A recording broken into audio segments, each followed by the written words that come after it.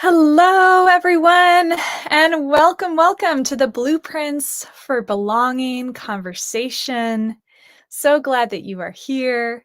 My name is Cynthia. I'm the host of our Blueprints for Belonging series, and I'm calling in from Vermont, where I live in a small intentional community here, having been very privileged to have gotten to travel the world, visiting many communities.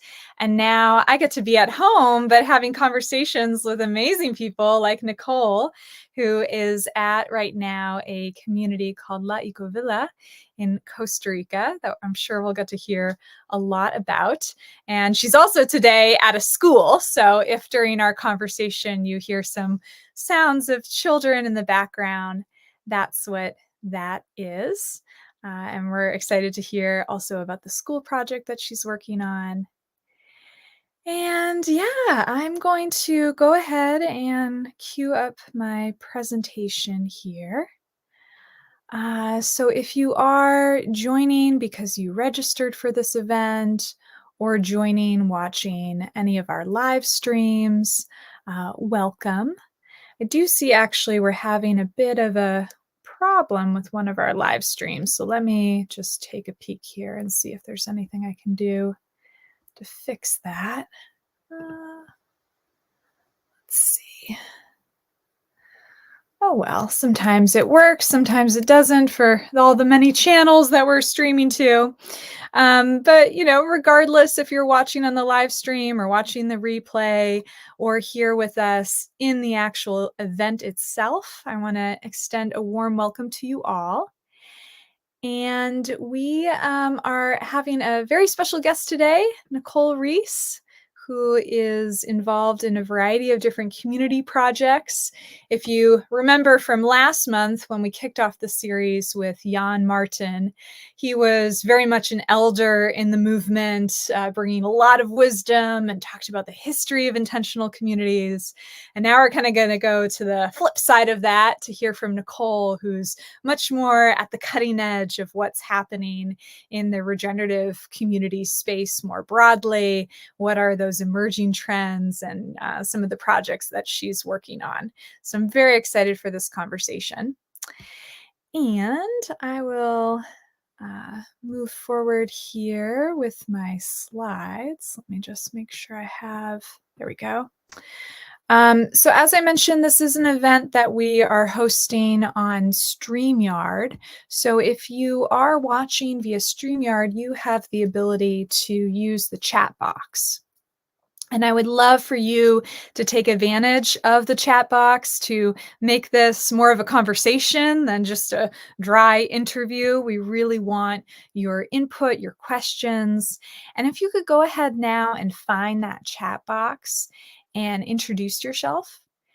Can share where you are calling in from. I know we have people from around the world watching right now.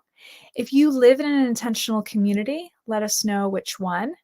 And also, what do you hope to learn or get out of this session? Why have you chosen to take the time to be here today? And Nicole and I can both see those comments, so we'll try to steer the conversation towards getting your needs met. So go ahead and find the comment box. I see many of you have already found it and are extending your greetings. Hi, Danny. Hi, Fred and George. Awesome. So go ahead and keep introducing yourself. And while you're doing that, I will share a few announcements and some more information about the Blueprints for Belonging series. So the Blueprints for Belonging is an online event that we're hosting every month on the second Tuesday of the month at 2 p.m. Eastern time. So same time, same place as you're watching now. And each month I invite a different guest speaker to share with us on topics related to, of course, building intentional communities. And hopefully this will be useful for those of you who are considering starting your own community project and potentially joining an existing community, but it is more so geared towards those of you who are endeavoring to create a new project. And hopefully this will give you some insights for how best to do that. This is an event that's being hosted in partnership with the Foundation for Intentional Community, FIC, and my organization, Community Finders, where we support people on their path towards community living. And FIC, if you're not familiar, has been around for decades and is an incredible resource for all things related to intentional community, including their online directory, their events, their courses. I'm actually going to be teaching a course with FIC coming up here in May on how to find an intentional community that's right for you. So if you're curious about that or any other offerings, just go to ic.org. And of course, as a nonprofit organization, FIC is really supported by donations and would welcome any support that you feel you want to extend towards them at ic.org/donate. And I'll share a bit more about Community Finders. Our website is communityfinders.com. And as I mentioned earlier, we offer programs to support people on their journey towards community living, hopefully saving you time, avoiding mismatches, and really getting you the support you need, whether you're looking to join an existing community or now we're offering programs to support people starting new communities with our Community Founders Circle. And I'm sure we have some members here who are watching. We launched last month with around 50 members, and it's continuing to grow and very exciting to see all the people out there who are starting communities. So if you're curious about that, go to communityfinders.com/founders. All right. Well, I think that's everything I wanted to share before we dive into the conversation with Nicole. And Nicole, I know Nicole has a nice PowerPoint presentation for us, so I'm looking forward to watching that. And I'm just seeing now some of the comments that have come through from people. Danny, hoping to learn more about creating an intentional community /ecovillage/wellness center, reconnecting our relationship with Mother Earth and with our higher selves in community. Beautiful. And Dan, looking for nuggets of wisdom for what to be sure to include and what to avoid to have the most success with community building. Amazing. Ooh, somebody's working on an urban artist collective. George is interested in joining and building an intentional community yesterday. Yeah, so this is something you're wanting to do quickly. Beautiful. Well, welcome everyone. And big welcome to Nicole. Hey, Nicole, thank you so much for taking the time to be here today. I'm going to just briefly share from your bio that you sent us so folks can get a sense for who you are, but feel free to add on to anything I may have missed. Nicole Reese has been studying, living in, and obsessing about regenerative villages for over 5 years. She is educated as an anthropologist with a background in graphic design, marketing, and event production. And I'm curious, maybe at some point you want to share how those skills weave into your village building work. I'm very interested in that.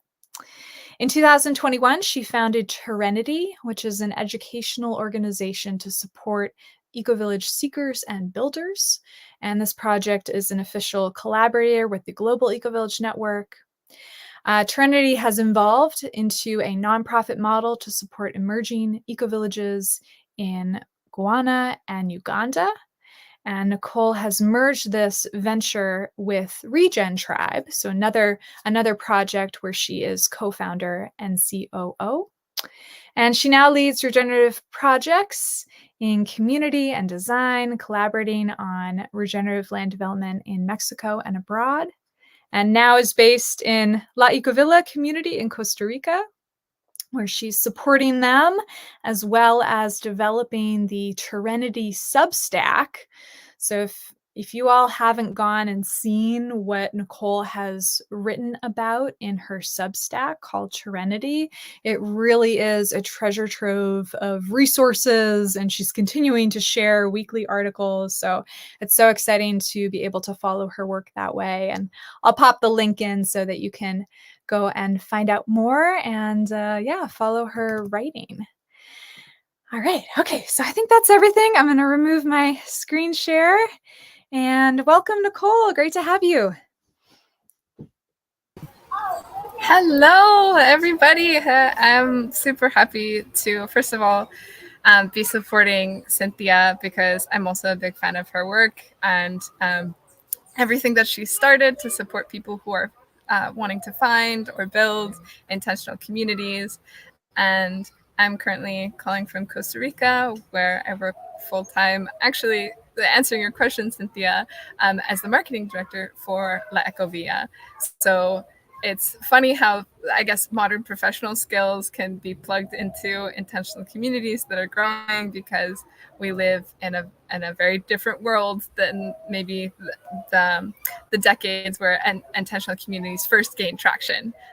So that's another thing. So again, if you hear like kids in the background, it's lunchtime here. I'm at the school, so they're playing around. And I was sharing with Cynthia before the call that we're also launching a new school here called Real World School, based on project oriented learning, nature immersed learning, and just a different type of pedagogy that tries to merge all of the educational aspects of alternative, holistic, innovative education and curriculum.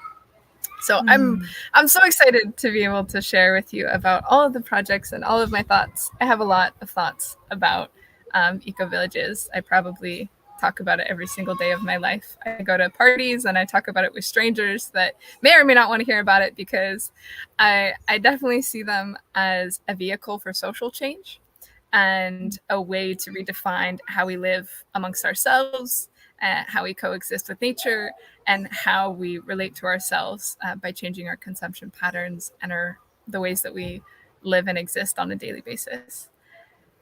So yeah, I'm going to Beautiful. share some of these ideas today. Great. Awesome. Yeah. Well, I can bring up your PowerPoint presentation if you'd like. Yeah, let's start there. Okay, sounds good. And also, I love that we can hear the kids in the background. I think it's perfect that we're talking about community and we can actually hear the sounds of it right where you're calling from. So, no apologies needed. Mm-hmm. So, yeah, as Cynthia explained, I think the last speaker on this was an elder sharing, you know, all of his accumulated wisdom in the eco-village movement, which has been around for a while now. And, you know, with all respect and trying to build upon that knowledge and wisdom, I have come to see, I'm 28 years old, and so having spent the last 6 years really discovering and then falling in love with all of the possibilities of eco villages and then the larger regenerative movement, it's become clear that we're living in a different age than when eco villages first came about and when intentional communities first started. And we have so many opportunities to integrate new tools and new sets of thinking that are emerging as frameworks for how to build truly regenerative spaces to live.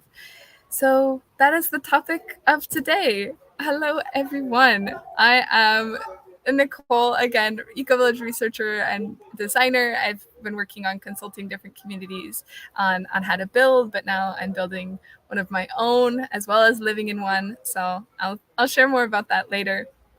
But my mission on Earth, it's why I'm in this meat suit, is to create more communities, is to create more regenerative places where we can live. And so I, again, my main project is Terrenity. This was founded 3 years ago, and now is a research syndicate to coordinate research and data on regenerative village design, which I feel it will help us tell a more compelling story. So this presentation, I will be sharing a link to, so you can go back and look at it. So don't worry if I move through the slides too quickly, or if there's an interesting information that you want to read again, I'll be sharing a copy of this so anyone can access it and go back over it.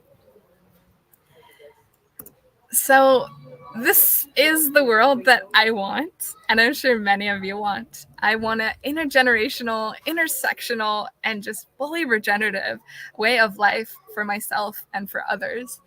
And it's become clear to me that the best And the most effective way to do this is to focus on resilient communities. I constantly say that there's so much of the macro society that we want to change, but it's just a monster, and we can't eat that whole elephant.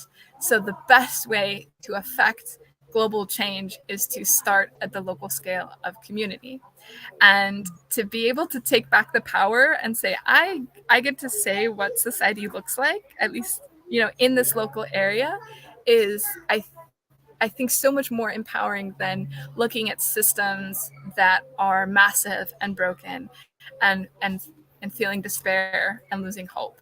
So for me, ecovillages, intentional communities are such a bright beacon of hope, and they're certainly the reason that I get up every day, because I want to see more of them and I want to help create a better, more functional ones. So beautiful. Nicole, I just want to let you know, I'm not sure we're following the slides, because we still see the title slide. But maybe if you, yeah, it's okay. Maybe if you put it into full screen and try to advance the slides that way, or yeah, we can just start the screen share again. Okay. Yeah. I love your words, and I want to see the images that go along with them. How does this look? Okay. Looks good. Do you want to practice moving forward? Yeah. So back. Yes. Now it's working. Forward. Okay. Forward. Okay. Yes. Again, you'll have access to this presentation, so you can review it at your own leisurely pace. So yeah, this is actually a collage. This is what I was describing, this collage of images that I made to represent the kind of, you know, culture I want to support.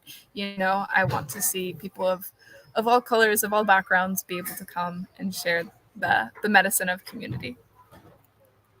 So soak it in. And so here's the summary of what I really want to share today. We're going to cover 4 things.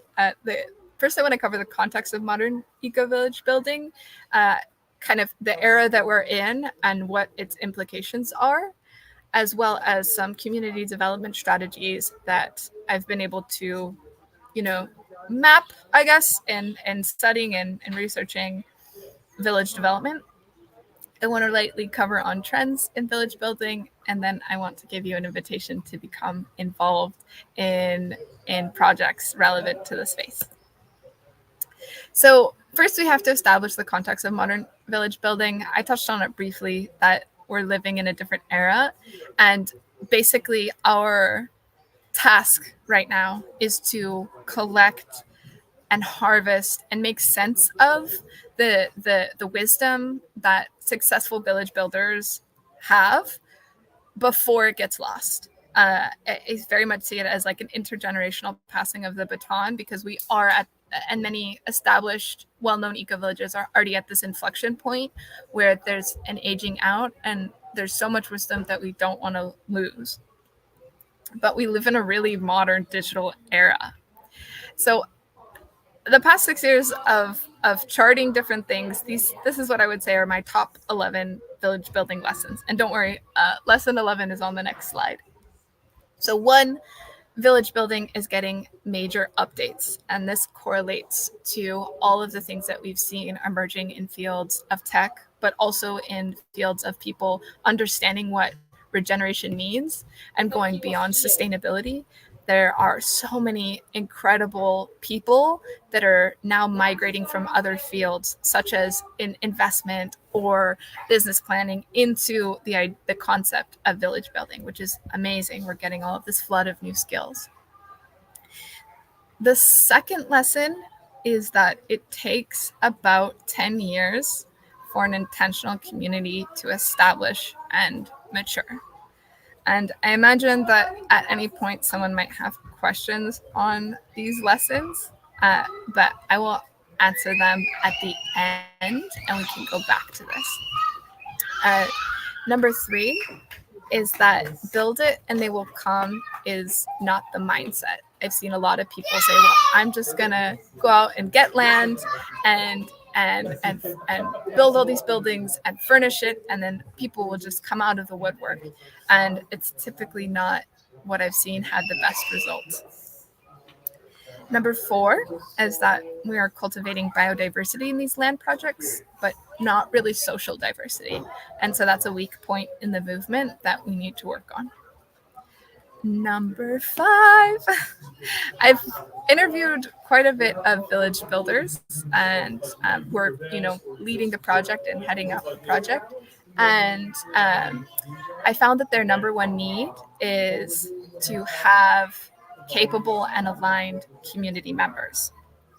So, hold on just one second. I'm actually going to ask some people to be a little bit quiet in the background. Hi, guys. I'm actually, so it's good. Your conversation will pick up the audio. Sorry. This is one of the things of having a shared space. Lesson number 6 is that there seems to be a really alive debate around avoiding tech versus integrating technology with nature. And we're still trying to land on which is quote unquote better. I don't think there's anyone that's more superior, but I think we need to find a way to integrate technology with nature in a way that doesn't disturb nature.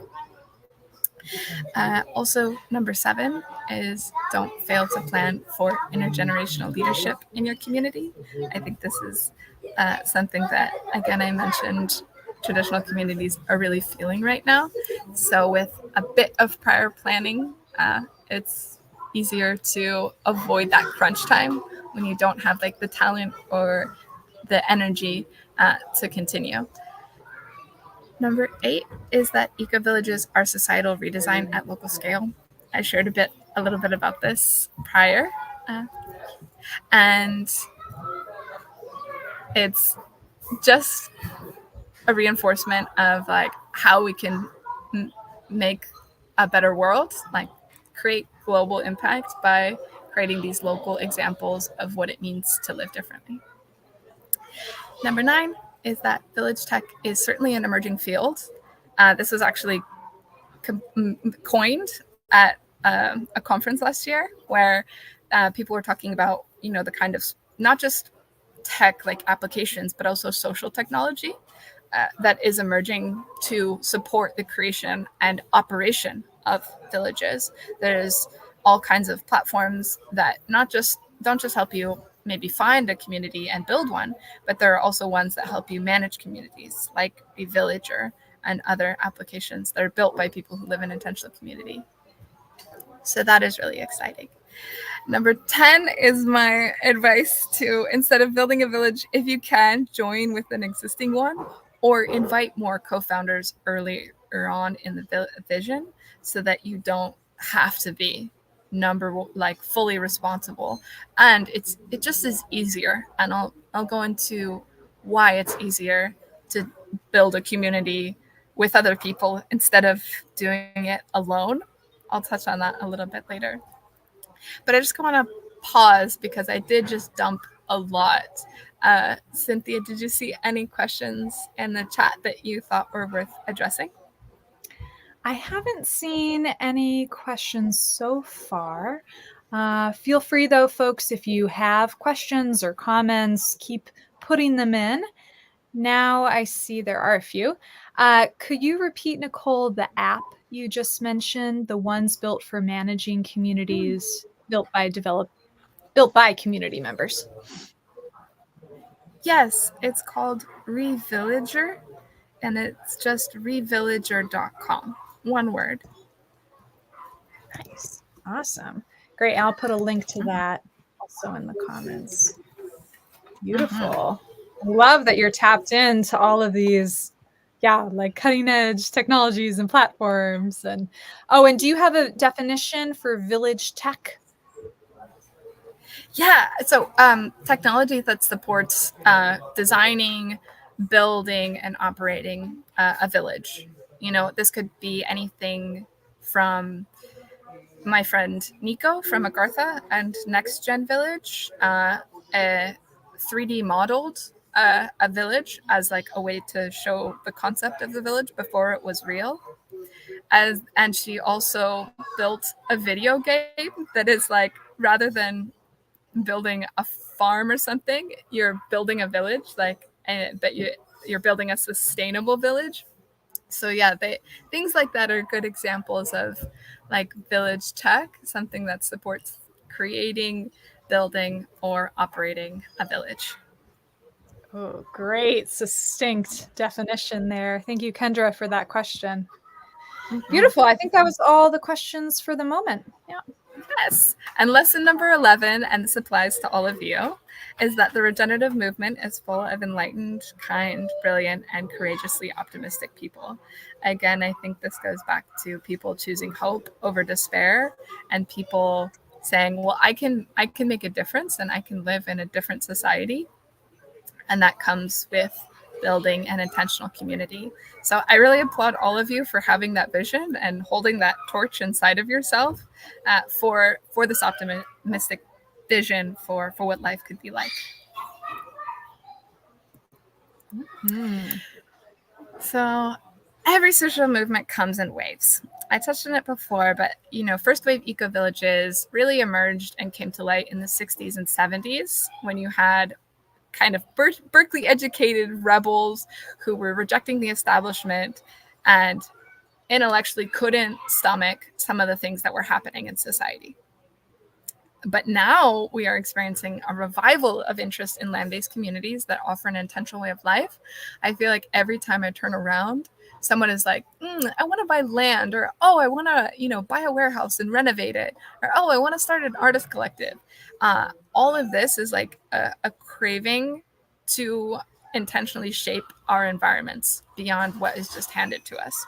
So we're in this, like, what kind of the way, I guess, some people charted that feminism had multiple waves as a social movement. This is like a second wave of eco-village building.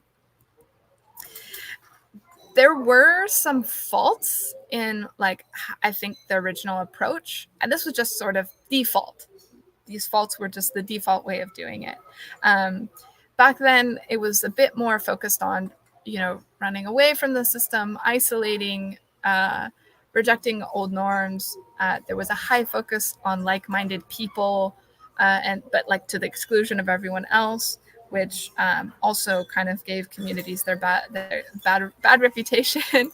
A kind of choice to reject technology, or really focus on low-tech solutions to the exclusion of any sort of high-tech solution. And maybe not by choice. There's so much wisdom and so many things that people innovated on or discovered or invented when it comes to sharing. Like Tamara's forum, for example, is a really great example of a social technology or a community wisdom that was developed that not enough people know about. So what we're trying to do, and what I already saw in the comments of people kind of wanting to build, is we want to join a global movement of change and exist in interconnected relationship to the other eco-villages out there. We want to learn to coexist in diversity and maybe not be so much a community that's only focused on like-mindedness, but learned how to lean into the discomfort of confronting someone who's different to an extent. I mean, I can only live with people who believe in having sustainable habits. And rather than reject technology, we have the opportunity to make technology mirror nature. And, rather than kind of get lost in the sauce and not share these amazing findings we're having, we can be a living example for others to support the growth of the eco-village movement. So there are some case studies, and I only share here some communities that I visited in person. But here's a really classic example of an eco-village that was founded in the 90s that is still going to this day and is thriving both economically and socially, but sort of mirrors like, okay, the buy land, go out there and build a community with people who are very like-minded. So it was an Osho spiritual community that has anywhere at any given time 150 to 200 community members, including volunteers and guests. They do have sustainable systems like dry toilets and natural building techniques, and their culture focuses on transformational workshops and experiences. So I wanted to point out some things that they did well, following the kind of traditional model of, getting land and just building the thing. They acquired degraded land, and they were compensated by the Costa Rican government to replant and reforest it. And they also were very flexible culturally over time, rather than only accept people who are interested in like Osho philosophy. They had a very fluid membrane, so they allowed people to get involved and to visit, which fed their economy over time.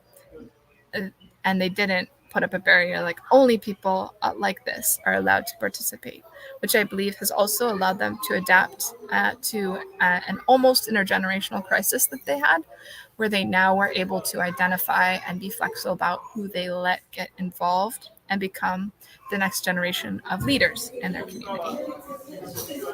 So I'm really excited to share about this one too, because this is an unusual case study that's probably not, it doesn't fit into the normal category of intentional communities. Although, yeah, I read in the comments as well, someone is starting an urban artist collective, and this is a very prime example.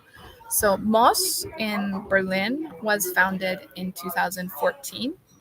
It's actually a renovated bathtub factory that's just giant. It takes up all of the end of a block. It has like 5-story building and then another 5-story building and then a plaza in the back. And it's typically considered one of Berlin's really exciting hubs for change makers, activists, and artists.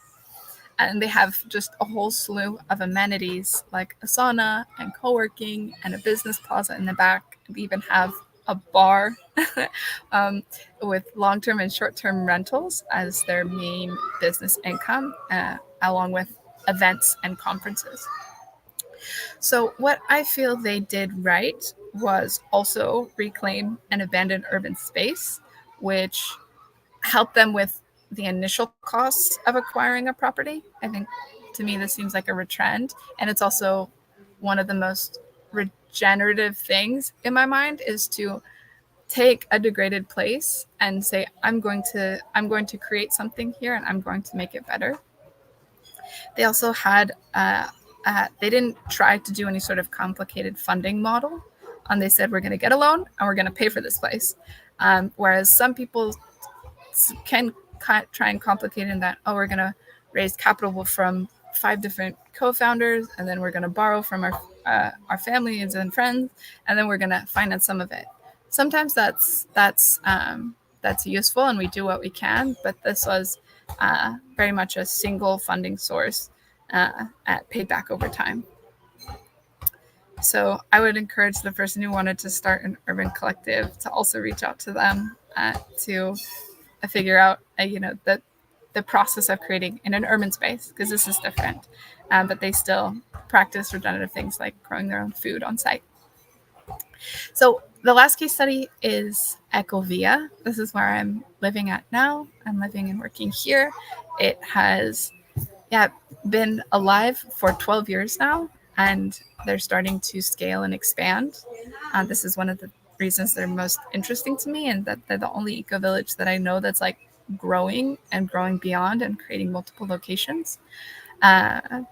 They have 4 locations established and developing in Costa Rica and Italy, ranging from like 75 to 300 hectares in size, which they manage to conserve up to 90% of the land. A lot of it is wildlife that is just pristine, and then private homes and residences in a more centralized area. So it's really cool. I think some of the things that they've done really well as a modern eco-village is they haven't been shy about integrating professional business practices and like project management into the development of their community. certainly from the inside, I see like so many ways to be improved and to be organized. But like the way that they're growing and they're getting other people involved and telling the story of what they're doing, I think has been really effective in terms of, you know, being connected to founders that were well known, and then also allowing in a lot of different nationalities, I think has actually been one of their strong points, and that they haven't focused too much on being like-minded, but they are more so a what they call, rather than an intentional community, they refer to themselves as a purpose-driven community. So rather than say like, oh, we're going to only surround ourselves with people like us, it was an interesting experience when I first got here. Like on Friday, there was a Shabbat dinner, and on Tuesday, there's a Buddhist meditation. and then on like, on the next day, there's like an Om chanting circle. So it's really interesting to see, I think, the way diversity is respected here. And I think that actually adds to the resilience of it, because, you know, you can share your life based on basic principles of wanting to live holistically in an alternative lifestyle, close to nature, and give your family a good upbringing. And you want to enjoy the weekly box of veggies given to you from the community garden. So that was a lot of information, and maybe even a little vague, but I have really been digging into this question lately of like, what are the success markers? What helps a community be successful? I think, you know, we've probably read 5 different articles on why communities fail, but we haven't really been able to chart what makes communities succeed, and what defines success. I think we're still defining success, but I have a few suggestions on things that are really fundamental to creating a successful community. And one that the number one, ironically enough, is inspired leadership. And this, I think, may be contrary to popular belief. Instead of making a community so horizontal and everyone has a say, I've seen the most effective communities be built when people are really allowed to flourish in their role and where they're good at and where they have expertise. But trying to involve everyone all the time is a very slow and laborious. And I'm not saying slow isn't worth it. Like, we should often, the slow, quiet work is the most important. But it's slow in the this is my personal experience of community. It's slow in the bad way. It's slow in the way of like people get frustrated because they're just not able to be a leader in the way that they want. And the second one is economic viability. So this is, I think, already obvious to many, but having an economic model that, one, allows people individually to flourish, like they have economic opportunity either within or very close to the community. And then beyond that, the community itself having a very strong business model, it is really vital. And that sort of speaks for itself. Number 3, I would say, are high quality living conditions. Again, sounds like a no-brainer, but I have lived in ecovillages that didn't really build accommodations beyond, I mean, there were gorgeous tents. They were like Moroccan-inspired, very gorgeous tents. But for example, the solar power would go out often. Sometimes there wasn't water. There's just all kinds of, and even someone got like dengue. So people living in like really wild nature spaces and not providing proper first world infrastructure is a huge thing. I think this might not apply to everyone, but I think sometimes we think like we can have a really DIY approach and go off. And typically low quality living conditions drives people away, or they only stay for such a short time before they leave. Number 4 is intentional social processes. Again, obvious, but sometimes we have social processes that we initiate that are not appropriate. So all I'll say about the intentional social processes is that, one, they should be easy to initiate. Two, they should be appropriate for the circumstance. And then, three, everyone should be trained in the process, because sometimes we use a process that we aren't trained for, like consensus. Number 5 is organizational efficiency. This is how you communicate, how you coordinate, and how you complete tasks. And then 6 is permeability.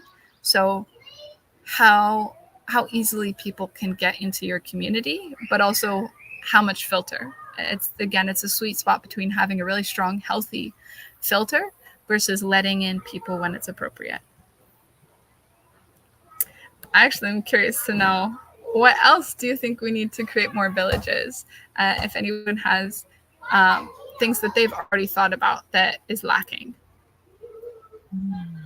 Good question.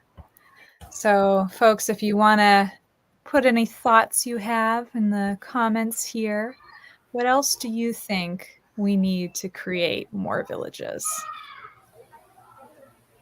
I think, Nicole, you've laid out some really good ones there. Yeah, we could even talk about what you need personally, or whether what you've seen that all of us could benefit from, or what you need personally to create your village. Yeah, and that's a good framing of the question, because I know many of you are endeavoring to create your own village in one form or another. So it'd be great to hear what you see your needs are. Yeah, Rena, people that are trained in this, we are people who aren't so used to, of course, building villages. Better marketing, so there's more interest. Fill the top of the funnel, says Ross. Creating a space for people to play their desired skills, not just what is needed at the community, and not just what is needed at the community level, but also a space to really be fulfilled in your own passion and interest. Diverse socioeconomics. Isn't it more people interested in making villages? RC asks. We can't have them without the people. Easier access to startup funds. I was waiting for somebody to mention the finances here. Not everyone can borrow money from friends and family. Rena says, this is the reason why I'm here. I don't know how to belong in a community. Thank you for sharing that, Rena. And Angela, understanding the willingness of members, founders to be radical or not. And Fabi, tools to work through issues when someone gets triggered, for example. And George, building physical spaces that are a drive for collaboration. Cool. Nice. Yes. Yeah, so I didn't want to share what I thought before to like influence, because I just wanted to hear like raw input. I thought about this, and I also agree with the funds, access to startup funds, and I can share about a few projects that are working on that right now. But essentially, my ideas are like, okay, we need higher education, because right now we just have like beginner level courses on village design, when I think something like societal engineering should be a degree in university. You know, we have people that engineer the roads. Why can't we also study how to engineer and influence society? We also, I think, would benefit from a knowledge commons. We need information on village building that is easily discovered and shared with little to no paywall. And or a better way to compensate people who have those skills and want to share them. Respecting people like Cynthia and other amazing, village consultants that have a lot of skills and a lot of information. So allocating resources in that way. Resources and tools. We need to create more roadmaps, templates, and frameworks for building a village. And then community skills. We need to strengthen our ability to coexist harmoniously by supporting personal and collective growth. And this is also where I might challenge that we need more people interested. I think there are a lot of people interested, but without the proper skills. and not supported. They don't even know that they want to live in community. So I think it's a bit of both. I started Terrenity and experienced someone like reaching out to me and like, I didn't even know that I could live that way. And I think there are a lot of people who are stuck in a different way of life that are wanting something else. But I also know there's such a wide community of people who want to build or live in community, and they just need to connect with people like you who are doing it already. So I want to cover some community development strategies. So the way we currently build is we kind of treat village building as a counterculture movement, and we don't fully leverage the existing systems to our benefit. When we have the opportunity to hijack and accept current systems of capital and expertise while building our own parallel institutions and creating those physical spaces for regeneration as a model. I think the more we build these, the more people that it will catch people's eyes. And I already know of at least 5 different groups building funds to invest in what I call a startup society, but an ecovillage is a type of startup society. And so I know of one project in particular called Blue Dot, which is currently organizing to research what makes communities successful in order to know which communities they should put funds into. It's super exciting because many of these different groups are already turning their interest. They're like traditional streams of capital, turning their interest to regenerative communities with a whole heart, understanding that there can be profit, but also like a benefit to everyone. So it's really interesting as a trend to see that happen, because there's also an opportunity there to educate and really bring forth truly regenerative villages and communities. So I personally see literally every time I turn around, more and more people seeking regenerative villages, because we're definitely experiencing that revival of interest in land-based and urban community life. It's not just that people want to go and live in nature by themselves. It's that they're desiring social connection, more meaningful life, and self-sufficiency. So these are the 2 community development approaches that I've seen. So it's either approaching community development people first by finding the group, which I call community-led, or approaching community development land first and focusing on the physical product of the village, which I call developer-led. And this may or may not be like a real estate developer, because there are also, quite a handful of those. But for example, I would challenge you to think about if you are the only co-founder or you have like 1 to 3 co-founders, you might also fall into the developer-led community approach. So I'm going to touch as briefly as I can on the pros and cons of each. So community-led pros include a more relational process of building belonging. Community members also know and bond with other members before living together. They have more people involved, which can create a resilient network of capital, which allows them to also build a community that is very specific to the members' needs. They can move larger amounts of capital when sourcing their network, if their network is strong. And they typically build distributed ownership and leadership, which is more likely to have participatory processes, which is more likely to avoid the kind of toxic leadership we're all averse to. There's also cons to taking this approach. It takes a lot more time to align participants and can also dilute the vision. This approach is typically more led by idealism. So a lot of dreamers come together and it's hard to manage expectations with what's reality. On top of that, group process can be very emotionally laborious and expensive on time. It also may result in a lack of diversity if the focus on like-mindedness is too strong and there's like just groupthink. Has the potential to veer into the unprofessional and DIY zone, which is not bad. But if you're trying to build like a place that will last, centuries into the future, for your generations, and building these like regenerative spaces, that's one issue there.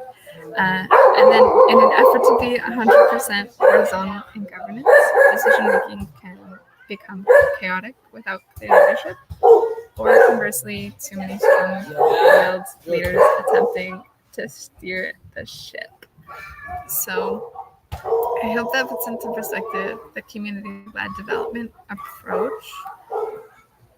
With the developer-led, there are also pros and cons, of course. With like a small core team, you can move efficiently and quickly to establish regenerative community models. At the speed we want to see the physical spaces built. You can impose a distinct vision without compromise. You will probably focus more on the physical procedural process of building community versus the relational. You can move larger amounts of traditional capital because it makes sense to traditional investor minds. And sometimes, actually, a weird thing that I've seen is people rally around inspiring, charismatic leadership and occasionally enjoy offloading onto like the visionary figure or the developer figure. Like some people aren't ready to not have a leader, so it works in the favor. Which I'm not saying is something that we should continue, but it's something to be mindful of. But there are cons to this approach as well. It's sometimes harder to mobilize others. You might face the build it and they will come illusion that I talked about as one of the lessons, because you built the thing, but now you're failing to attract others, and then you might be in a financial bind. And you might lose steam without co-founders to motivate you if you're doing it like alone. I basically say don't build community alone. It doesn't make sense. It can result in a place that lacks soul and character, or that isn't multidisciplinary, because there's just a focus on the physical space and the physical product of community. There are and will be inherent power dynamics that are hard to compensate for when there is just one single visionary, leader, or owner, or 1 to 3, as what I typically say counts as a developer project. And ostensibly, you won't have as much control over who you live with if you're going through as like a real estate developer, for example. And ultimately, it can result in something more like a planned community than an intentional community. You might think you want, or that the community wants a certain amenity, and you build it, but everyone would have enjoyed it much better if it was built XYZ in this way. I personally believe in a blend of both, and this is kind of a trend that I've seen in the modern space, is that there's ways to leverage the strengths of each to like focus on having someone else be the developer while you get to build the relationships in the community. Typically because at the end of the day, buying land and building a community, or buying an urban space and building a community is land development. And you just want to do it right. And so you want to leverage the expertise of people who have done it before. So yeah, I'm always wary of this coming across as too businessy, or like too traditional. And I'm still working on developing a model that both of these kinds of approaches could be blended. But here is that neither pros nor cons, just the differences between the two approaches of doing it land first or doing it people first. So a developer-led approach is more systems-driven, like focus on efficiency, while community-led is much more emergent, paying attention to what is present at the moment. Developer-led is tactical, driven on strategy and trying to, and choosing things based on a very specific skill set. while community-led tends to rely on more intuitive processes that may or may not be informed by tactical expertise, but also, are maybe more connected to self. Developer-led, I feel like, emphasizes individual genius, while community-led, harvests collective intelligence. Developer-led is more dynamic in that it can change and adapt more quickly, but community-led, I would say, is resilient. Also, who knows if this is good or bad, but developer-led is certainly top-down, which leads to more efficiency, and community-led is more bottom-up, which leads to more integrity. Developer-led also is centralized and in leadership, so it has clear roles. And community-led is decentralized, and here it says ephemeral roles, but really it's more fluid roles. Like, people sometimes are responsible for this and sometimes not. So here's a graphic that I won't fully explain because it details a process of how the developer and the community could work together to create these kinds of spaces. In that, typically a lot of mistakes are made in trying to develop land when it comes to obtaining the right permits or building in a responsible way. And I think a lot of that could be avoided when working with parties that have development expertise, or, like, I'm not saying don't do it, but it's a bit like renovating your own house too. There's a lot to learn, and if you don't want to learn it, there's an opportunity to work with groups or people that already are on this community design path. So I wanted to cover trends in village building that I see as well. So here is a map of the kind of distribution of ecovillages as it stands. The most are in Europe. And actually Central South America. But we also see, like, burgeoning. I see such a trend of, like, explosion in many places of different ecovillages, including in Africa, and many of those aren't necessarily charted. So that's one reason why we need technology to, like, be able to support.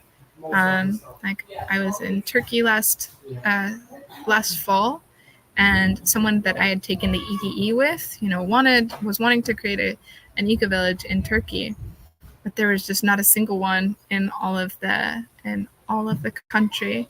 And so it's hard because I have conversations with people saying, well, technically, most tribal villages are ecovillages, but they also don't provide,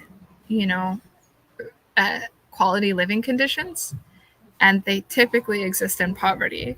So the idea for me is not to build an intentional community, whether it's rural or urban, in order to, like, regress back into subsistence farming, or to not leverage the technologies that are available to us to create something that allows you to enjoy modern comfort while being sustainable and having a net zero impact or a positive impact on your local environment. So that's where my mind wants to go. And I really want to see more ecovillages happening in the Middle East as well, because right now they only represent about 2%. So allow me to oversimplify something way too much, but this is what I imagine to be our shared mission, and that I want to see more regenerative villages on Earth. And I think to do that, it boils down to needing more resources and needing more people. And whether that goes back to what someone said about needing more people in general to get interested in this, or needing to kind of work on teaching people who are already interested in it how to really plug into the movement and build or find the community that they're looking for. So with people, I see a need for social technologies that facilitate communication and collaboration. I see builders need best practices, so they need access to knowledge of like, well, how do I do it? What do I need to know? What do I do first? What do I do next? Should I do this before that? All of these kinds of like questions shouldn't be questions. They should be in frameworks. And then seekers need options. Like I know that there are plenty of people who desire to live in community, but for example, they're like, well, I don't want to move to Costa Rica. I want to live in North Carolina, or I don't have the funds to like, or the desire to migrate my family from here to way over there. I need options, and I also need options that are more financially viable for myself. Not everyone wants to buy a house on a lot of nature. Some people want to see more private apartments or small co-living spaces in communities as well. I mean, this is true for urban spaces. Just building a variety of living options makes it more accessible to people. With resources, what we need is more efficient management of our resources, our human resources, which is like the expertise and talent available to us inside and outside of the movement. If we can get more people, for example, who are savvy on business planning and savvy on like building funds to mobilize capital to put it into and invest in communities that are starting up, awesome. So resources, I feel, boils down into knowledge and funds. So with knowledge, we need effective distribution. And with funds, we need to create a safety of investment. I think with so many communities that kind of, fail after a while, we need to understand to like build a really solid models so that we know the community isn't going to fail, so that we can also make financial capital feel safe. Like, wow, yeah, it's an amazing it's an amazing investment to create a regenerative community for all these reasons. So that's our mission right now. So what are the tools available to us as modern village builders? I want to cover some of these. So we have these social platforms.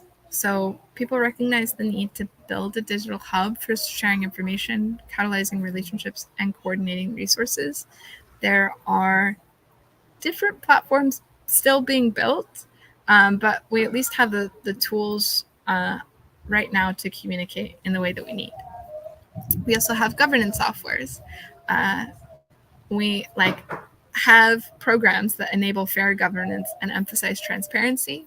Ones like Haifa or Nestor, which allow us to have and build a holacratic system, or a DAO, which is an amazing step forward because now we can also receive support from managing our decisions with technology. We also have design studios. I notice a trend of professional studios that are emerging, dedicating thought to how to build and design these regenerative villages while still leading with the heart. So I know a lot of regenerators like Biome or the Regen Earth Studio, or even individual consultants and things like the Village Lab. All of these I can post the links to in the chat that are consulting on how to build a village, which is awesome. And we need all of the different types of expertise. Like I know someone who is an amazing marketing brain, and he's built a studio to help people market their villages and their wellness centers and so on. So it's really cool to see that kind of professional expertise being specifically offered for village building. And then finally, we have AI and Web3 tools. So this can cover everything from people being able to generate concept art using Midjourney, or fund themselves by creating their own tokens and NFTs, like Future Thinkers Village in Canada has done.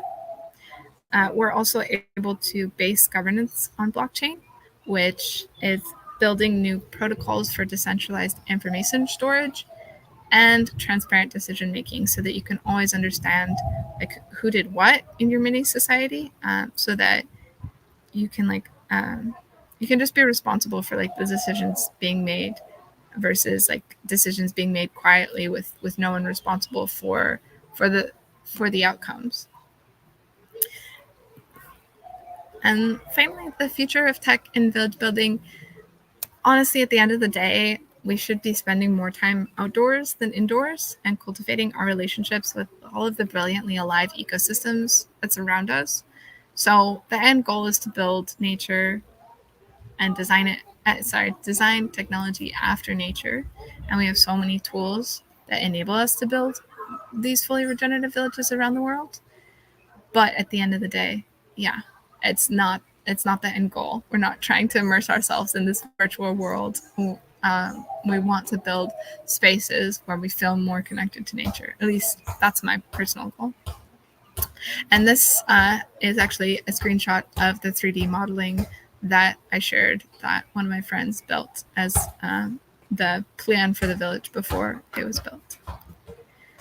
So again, like all of this could sound potentially too fast, too modern, too technology based, too like icky and related to the systems that we're wanting to destroy.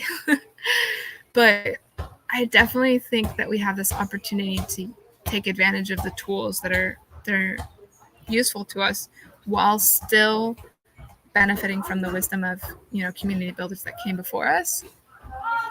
So, with all respect to the wisdom of people who have been on this journey for a long time, I think it's our goal to integrate that, but not ignore or lose out on the value that modern tools can provide us. And this was from an article that I wrote about the eco-village movement and where it's headed. And it just says, when we stand on the shoulders of giants, the view is incredible and it will show us where to go. So I definitely want to stand on the shoulders of giants that came before me, and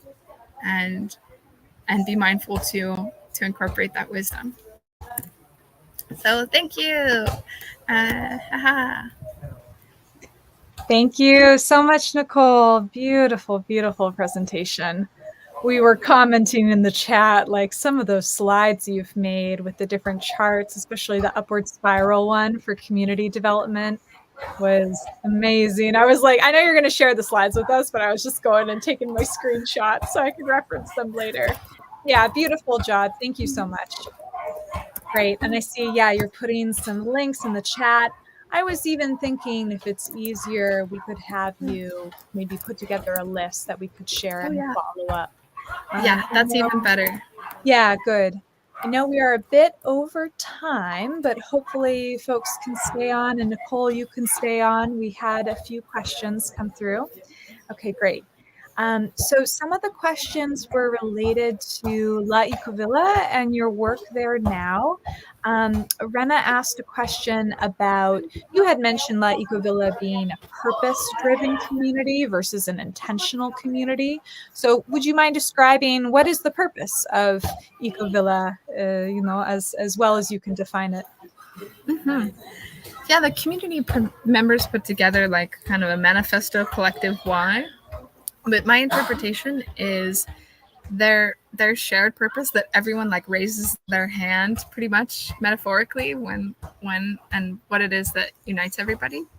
Everybody wants a place to raise their family in a holistic environment, close to nature. The tagline of Ecovia is together with nature. And there's sort of two meanings of like we're together and we're in nature, but we're also together with nature and we're sharing that kind of communion.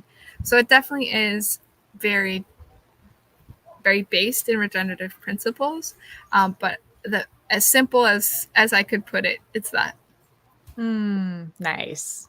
Awesome. And this is more a question I have, I'm curious. Can you give us a flavor of what your day is like as head of marketing at La Ecovilla? Like, what are some of the marketing strategies that a growing purpose-driven community undertakes? Yeah, so I'm actually lucky enough to live at the school, which is about a 10-minute walk from the office.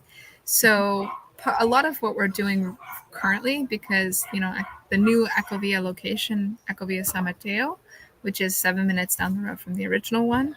I'm saying this not because you don't know it, but because other people don't. Is about 70% sold out already when I came on. A lot of it is communicating and working with existing people and like, making sure everybody knows what's happening, making sure announcements go out and just like everyone's up to date and trying to build these workflows of like, how do we, onboard people to the existing information? How do we, share and nurture people who have expressed interest? So some of the strategies are like just focusing right now currently on the people who have already expressed interest, because interestingly, the number one thing that drives people buying is word of mouth. So most of the people are referred. Friends, family, like they're like, oh yeah, I want to live next to my daughter. Oh yeah, we're friends and we met. And then there's a lot of strategies to share and leverage like the kind of position that Ecovia has. I think it was mentioned by a well-known author, Charles Eisenstein, and so that brought in a bunch of people. That it also has like a bit of a celebrity status because it was originally founded by Norman Brooks, the father of Stephen Brooks. So there's certain things that sort of already put it at an advantage, but a lot of it is just sharing about our pillars. Like we have these pillars of build, live, learn, regen, and belong. And so we try to share about that and like translate it, because a lot, I will say, actually, and this is probably true for marketing any type of intentional community eco-village, a lot of people will misunderstand what it is you're doing. And so trying to tell as much of the picture, I've gone onto so many like social media pages for communities, and I've been there myself, and I'm like, wait, like where's the picture of like the amazing hall, or where's the picture of like the kids like playing? Like it's like a picture of a bird and then a picture of like, oh, I don't even know. Or like just and it's like, it's so interesting. I think much more attention should be put towards storytelling and media to actually accurately capture the day-to-day life of the village. And this is also true for villages that haven't been built yet, because again, we're such visual creatures that we need to be able to like envision what life will be like, and to have a lot of media to support like us visualizing that is super important. Amazing. That's great. Can you repeat those pillars one more time? Yeah, I'll type it in the chat. Yeah. Oh, good. So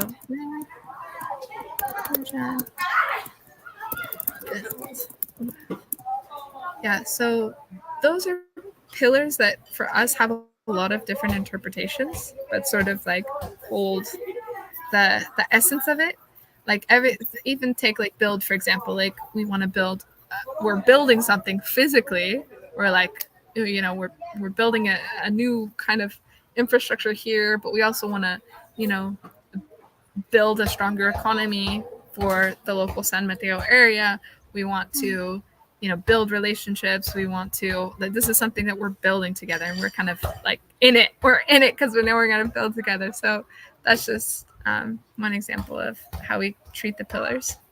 Nice. Great. Well, I love learning that a big part of the marketing, if you will, at La Ecovilla is just word of mouth, and then managing the relationships among the people who expressed interest. That's great. That's the way it should be. All right. And then we had another question. If you could maybe just touch on this briefly, because you talked about how consensus, or you mentioned some slower ways of making decisions, which can lead to frustration.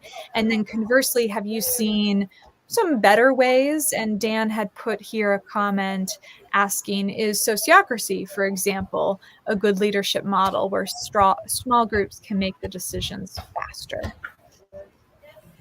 I would say yes. Like things like sociocracy and holacracy are really strong in the community movement, where it sort of blends us wanting to be inclusive without sacrificing efficiency.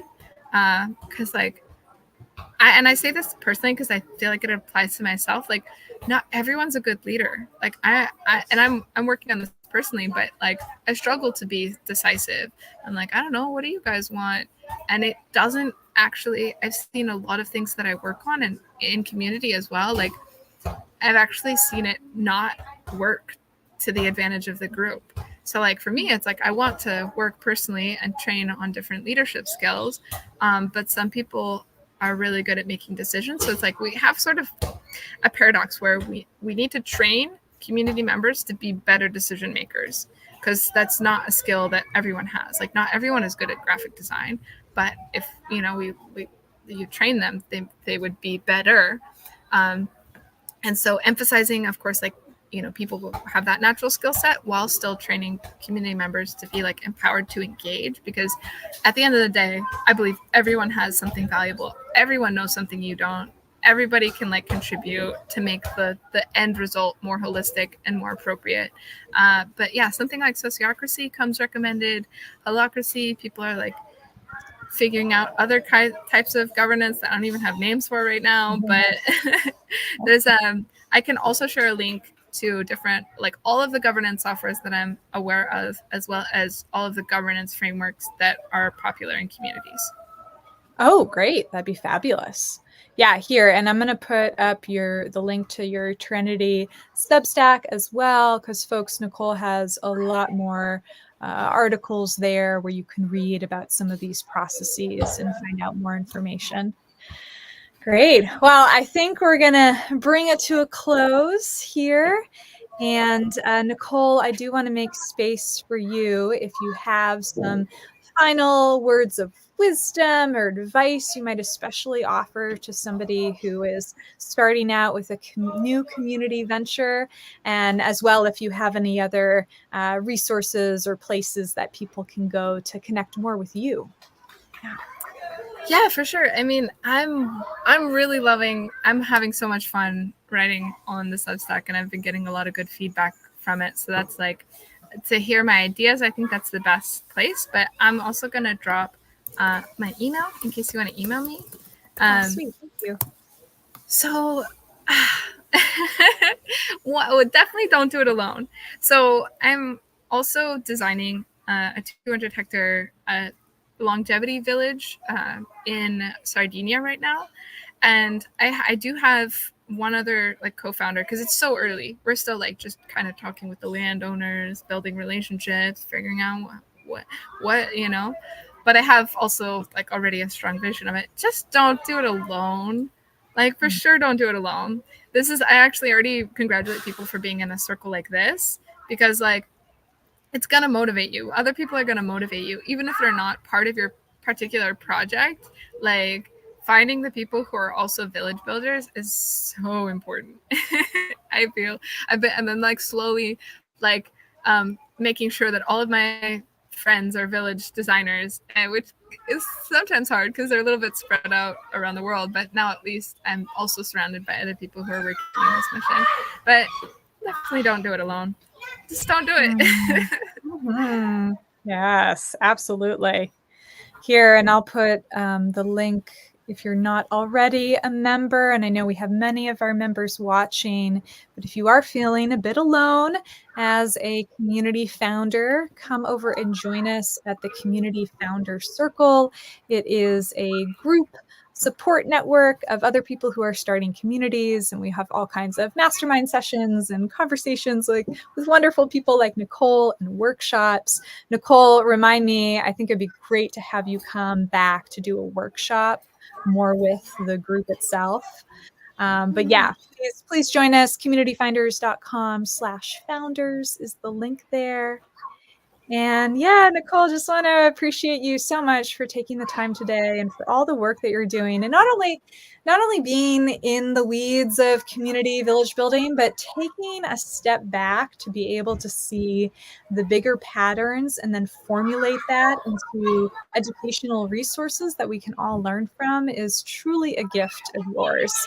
I'm so grateful that you exist and you're out there, and there's many ways that I see myself in you as a fellow young woman who's trying to bring about this next wave of regenerative villages. Yeah, awesome. So just so much support and love for you. Thank you. Thank you. Yeah, I'm super honored, Cynthia, for real, and super proud of every single one of you guys that are tuning in. You're on the journey, and yeah, it's a lifelong one, I think, but it's so worth it. Like when you do experience like just how juicy it is to be held by others, that's when you realize like, oh, it's worth it. It's worth like sitting down for hours and like talking things out and making decisions together, because like, oh. Yeah, I have a couple of invitations as well, because specifically there is a research group, investigating how to mobilize startup funds for villages. And so anyone who wants to join a research working group with me to like help collect and coordinate data around that would be so interesting. As well as, yeah, there's just so much to share. So yeah, I'll make a list of everything. Oh, great. Yes. Fantastic. We need a list because you have your hands in so many different projects and are aware of all these amazing resources. So we definitely want to tap into it.